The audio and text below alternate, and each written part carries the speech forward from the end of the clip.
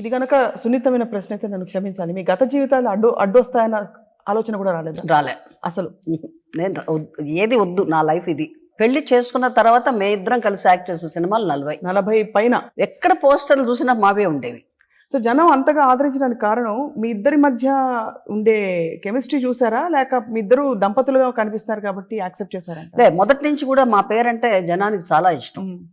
తర్వాత ఇంకా మా అత్తగారు కానీ మా ఆడబిడ్డలు కానీ అందరూ యాక్సెప్ట్ చేస్తారు. మా ఇంట్లోనే ఉన్నారు. తర్వాత వారిని ఎలా కన్విన్స్ చేయగలిగారు? అంటే ఒకటి ఆఫ్ కోర్స్ కృష్ణ గారు ఇష్టపడ్డారు, అదే కన్విన్స్ చేశాడు. అదే మీరు అఫెక్షనేట్ గా నేను అసలు పరిస్థితి తెలుసుగా, వంటల మాయలో మారి నేను వంట చేసి పెట్టేసి నేను షూటింగ్కి వెళ్ళినా సరే వెళ్ళే ముందు మా అత్తగారికి మామగారికి అన్ని వంటలు చేసి అక్కడ పెట్టేసి మేకప్ వేసుకొని షూటింగ్కి వెళ్ళేదాన్ని. ఎంత ఇష్టమో వాళ్ళకి. మా అత్తగారు లాస్ట్ చనిపోయేటప్పుడు నిర్మల బెండకాయ కూర రసం ఉంటే తింటానన్నారు. అదే ఆవిడ లాస్ట్లో తినింది కూడా. 3 సినిమాలు అయిన తర్వాత నేను కృష్ణ గారి కాంబినేషన్లో 3 సినిమాలు అయిన తర్వాత అడిగాను నేను డైరెక్ట్ చేస్తానని. వద్దు నువ్వు ఇప్పుడే ఇండస్ట్రీలో హీరోయిన్గా నేను ఇప్పుడే ఎంటర్ అవుతున్నావు, నువ్వు డైరెక్టర్ అయిపోయావు అనుకో, నేను బుక్ చేసేవాళ్ళు కూడా ఉండరు, ముందు ఆర్టిస్ట్గా ఒక 100 సినిమాలు పూర్తి చేయి, దాని తర్వాత నువ్వు డైరెక్టర్ అవు అని అన్నారు. సరే ఇంకా యాక్టింగ్ మీద పడిపోయాం. నాకు అట్లా మలయాళం, తెలుగు, తమిళ్ అన్ని లాంగ్వేజ్. నేను కేరళ కొచ్చిన్లో ఉన్నా సరే కృష్ణ గారు కారు వేసుకొని వచ్చేసేవారు నా కోసం. డైరెక్షన్ విషయానికి వచ్చినప్పుడు కృష్ణ గారు ఏమన్నారంటే, ఇప్పుడు 80 సినిమాలు అయింది కదా, ఇప్పుడు ట్రై చేయన్నారు. సరే అని కవిత సినిమా మలయాళం సినిమా, ఒరిజినల్గా మలయాళం రైటర్ నాకు చెప్పాడు. ఎందుకంటే నేను మలయాళంలో చాలా సినిమాలు యాక్ట్ చేస్తున్నా. ఏదన్నా మంచి కథ ఉంటే చెప్పవయ్యా అంటే చెప్పాడు, చాలా మంచి కథ. సరే నేను తీస్తామనుకుని తెలుగులో బడ్జెట్ వేసాను. జగ్గయ్య గారు, సావిత్రి గారు, నేను, చంద్రమోహను ఇట్లా బడ్జెట్ వేస్తే 6 లక్షలకు వచ్చింది ఆ రోజు బ్లాక్ అండ్ వైట్లో.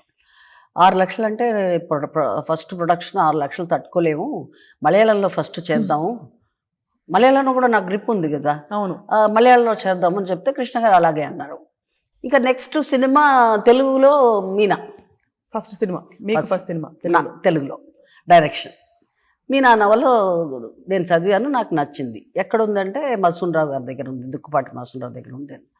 సరే నేను అప్పటికి వాళ్ళ పిక్చర్లు యాక్ట్ చేస్తున్నాను కాబట్టి వెళ్ళి ధైర్యంగా అడిగాను, ఏమండి నాకు నవల ఇస్తా, ఎవరితో తీస్తావు అన్నారు. అంటే కృష్ణ గారితో.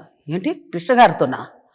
నాగేశ్వరరావు గారితో తీయడానికే నేను ఆలోచిస్తున్నాను, మాస్ హీరోతో పోయి నువ్వు క్లాస్ పిక్చర్ తీస్తావా, దీంట్లో సాంగులు ఉన్నాయా, పాడున్నాయా అంటే లేదండి నేను తీస్తాను. కృష్ణ ఒప్పుకున్నాడా ఒప్పుకున్నారండి. ఆయన నాగేశ్వరరావు గారితో తీయాలా అనేసి దాంట్లో గ్లామర్ లేదు, పాటలు లేవు అనేసి తీయలేదు ఆయన. అది రైట్స్ నాకు ఇచ్చేశారు. ఇచ్చేస్తే ఇక పక్కా నవల్లో ఏముంది ఒక్క ఇంచు కూడా మిస్ అవ్వకుండా తీశాను. తీసి ఆ శ్రీరామనామాలు పాట చాలా గొప్ప పాట అది తీసి సినిమా 100 రోజులు కాదు, మొదటి రోజు విజయవాడ వెళ్ళినాం రిలీజ్కి. నాకు డిస్ట్రిబ్యూటర్కి గొడవ ఏంటంటే, శ్రీరామనామాలకు వచ్చిందంటే అందరు లేచి వెళ్ళిపోతారు, ఎవరు కూర్చోరు థియేటర్లో. అది ఎందుకు, మనకు ఇంత బాగుంది కదా సినిమా, ఆ ఒక్క పాట తీసేయండి అన్నాడు. నేను తీనండి, నాకు ఈ పాట నచ్చింది, జనానికి కూడా నచ్చుద్ది అని చెప్పి కూర్చున్నాం థియేటర్లో. కృష్ణ గారు, నేను, అందరం డిస్ట్రిబ్యూటర్లు. ఆ పాట రాగానే దడొచ్చేసింది నాకు.